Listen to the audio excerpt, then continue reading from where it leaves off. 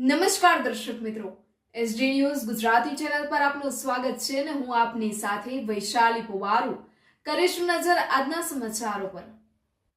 વડોદરા શિનોરથી શિનોર તાલુકાના સાદલી ટિમ્બરવા રોડ પર બાઇક ચાલક સામેથી રિક્ષા આવતા સ્ટીયરિંગ પરથી કાબુ ગુમાવતા બાઇક સ્લીપ મારી જતા અકસ્માત સર્જાયો હતો। કાયાવરોહણ તરફથી બાઇક આવતા જ્યારે સાદલી તરફથી જતી રિક્ષા સામે આવતા બાઇક સાઇડ પર દબાવવા જતા સ્લીપ મારી જતા અકસ્માત સર્જાયો। 108 દ્વારા મોટા ફોફડિયા હોસ્પિટલ ખસેડવામાં આવ્યા હતા।